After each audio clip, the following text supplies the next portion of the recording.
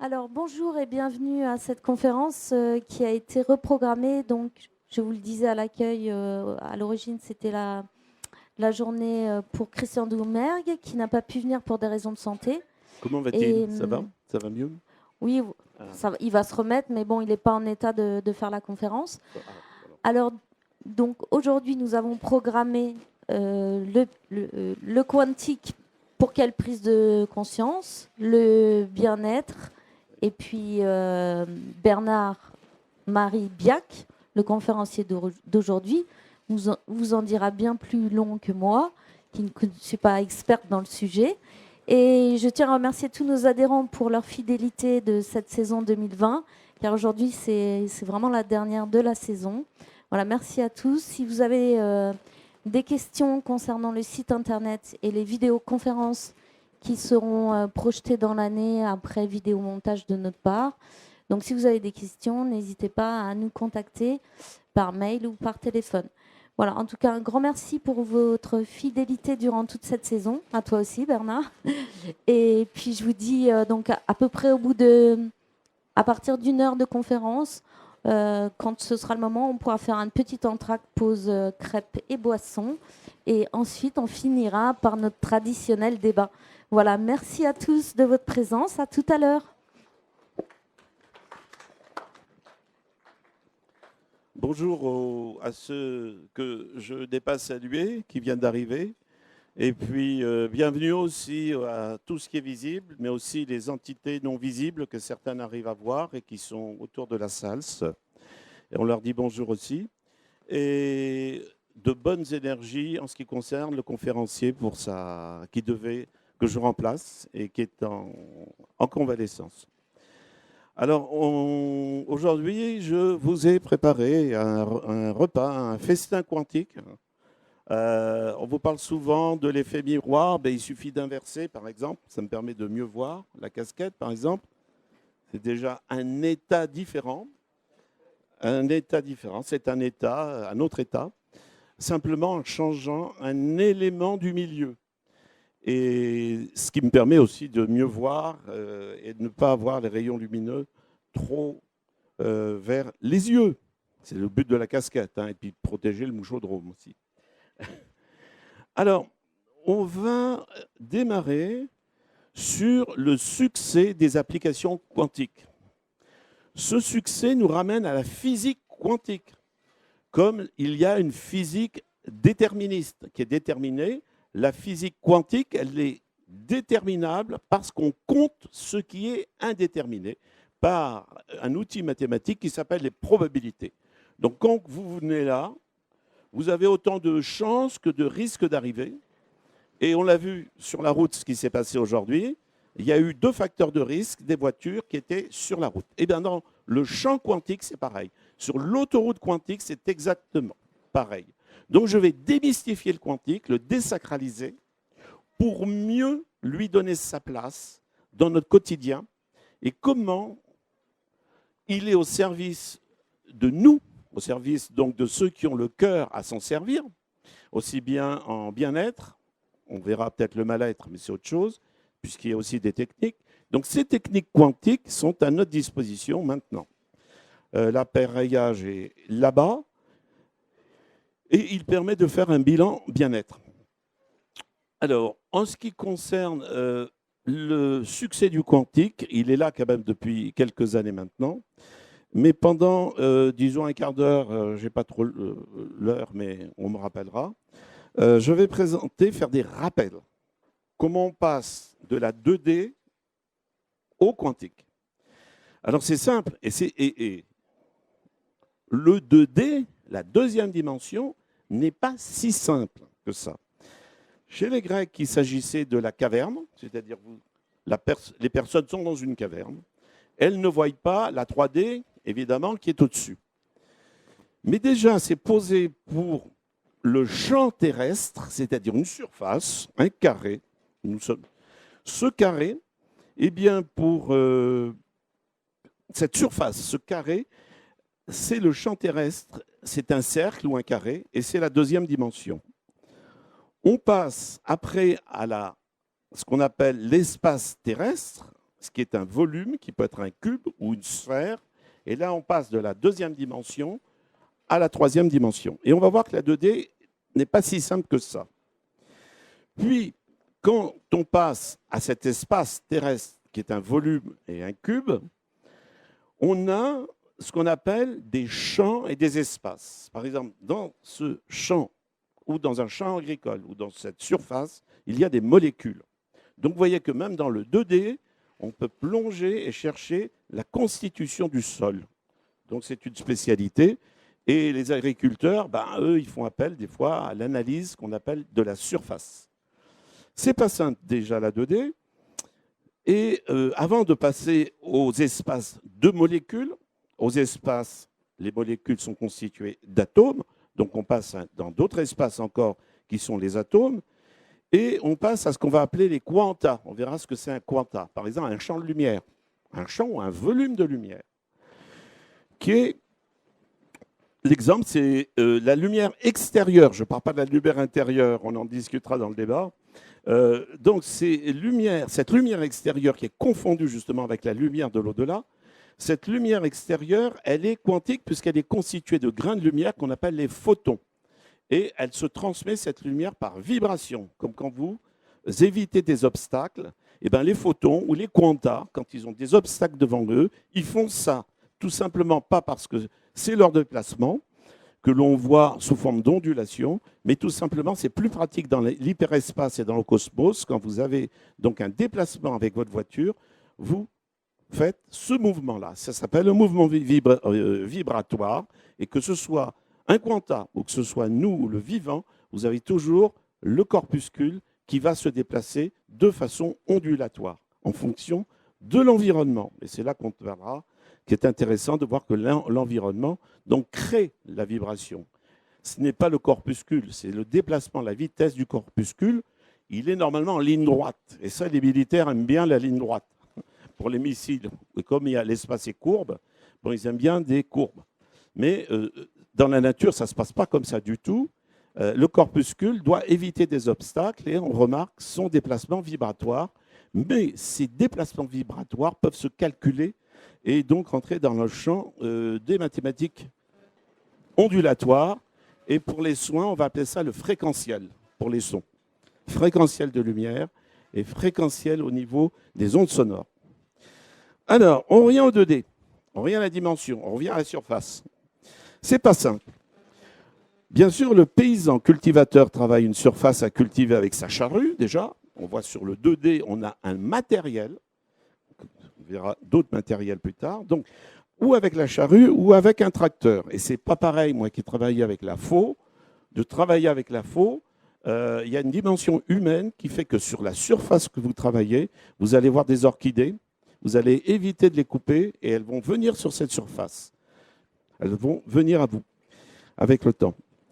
Donc, on est dans une surface 2D. Vous voyez que c'est compliqué. Pourquoi? Même les géomètres, et donc il y a une profession qui s'appelle les géomètres, qui sont des champions en géométrie, et moi-même je l'ai été, et j'ai arrêté à cause des mathématiques modernes qui ont tout ruiné. Donc, je suis revenu sur ma base, qui est le championnat de géométrie, et simplement pour mesurer une surface. Les géomètres, sur deux plans, vont devoir calculer, par exemple, un carré.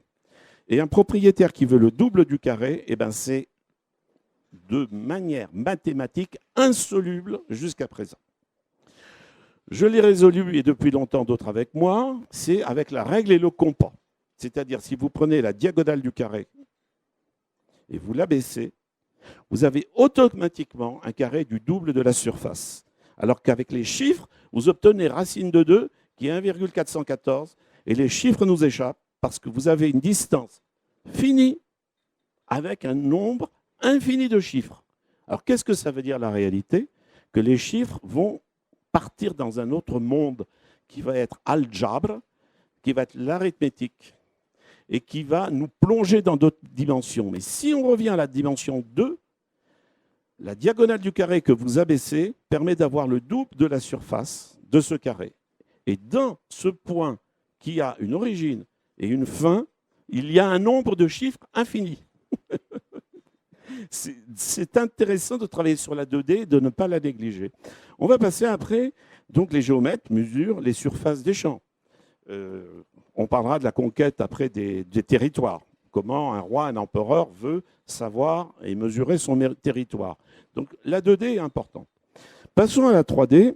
Et là, l'image de l'artisan sculpteur qui travaille un volume, il ne travaille plus sur une surface, il travaille en 3D sur un volume. Et ce volume, eh bien, on va appeler ça des espaces. Et bon, l'artisan sculpteur, il a besoin de savoir quel volume de pierre, à peu près. Donc il y a des calculs, il y a une mathématique qui fait appel à la 3e dimension. Pourquoi? Parce qu'il faut acheter un volume de liquide ou un volume de pierre.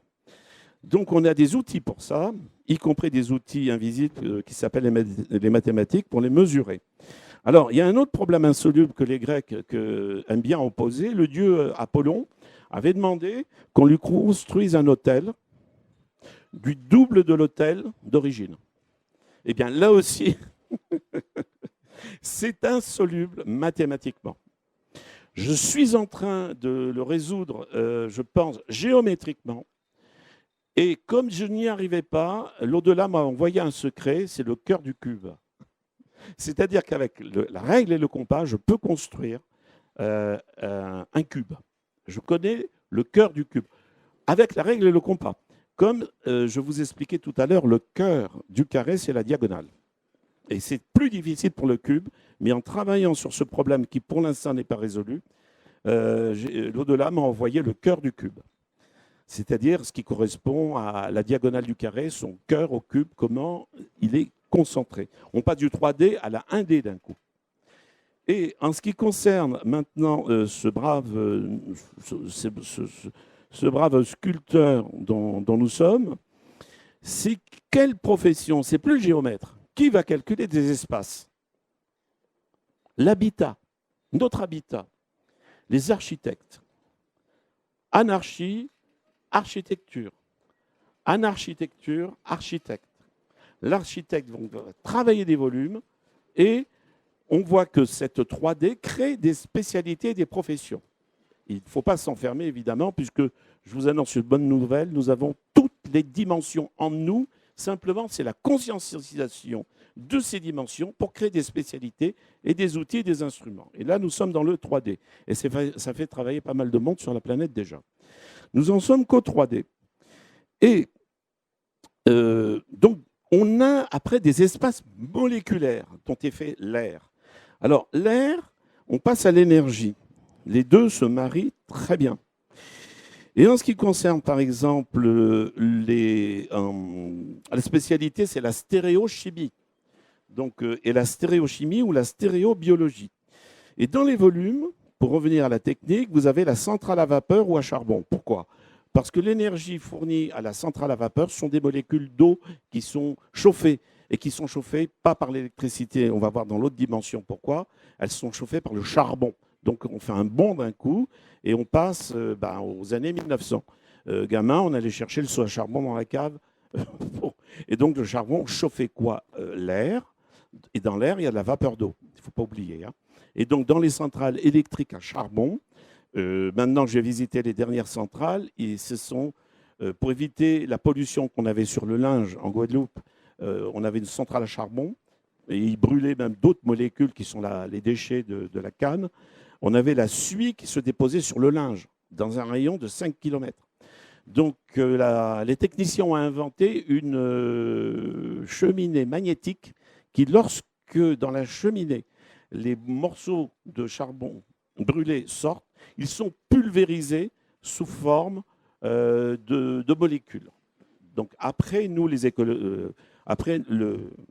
écologistes vont voir que ces molécules créent des pluies acides. Et c'est ce qui se passe dans la nature. Vous avez des molécules qui, avec la pluie, retombent. Et elles tombaient en direction de la mangrove. Et donc, bien qu'il y ait eu moins de suie sur les linges qui se voyaient et ça faisait du gras. Les molécules partaient dans l'air et se redéposaient sur les Caraïbes. Une partie des Caraïbes, on peut de la mangrove, on peut calculer cet espace autour de la centrale à charbon.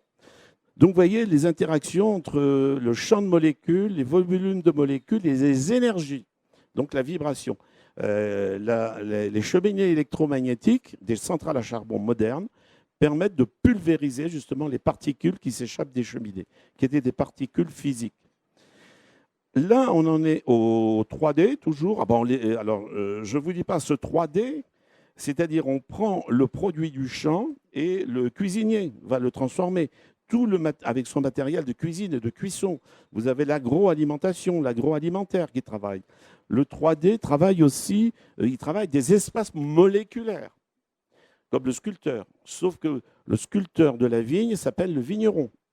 Il ne travaille plus sur le champ, sur une surface, il va travailler les molécules du jus de raisin pour obtenir ces magnifiques breuvages qui sont dans l'aude et dont certains se régalent.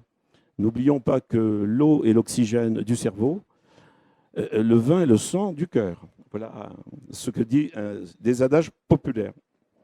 Donc, il y a l'ingénieur. Alors, en ce qui concerne les molécules qui permettent de transporter le son, dites-vous bien que le son dans l'espace où il n'y a pas de molécules d'air ne peut pas se transférer.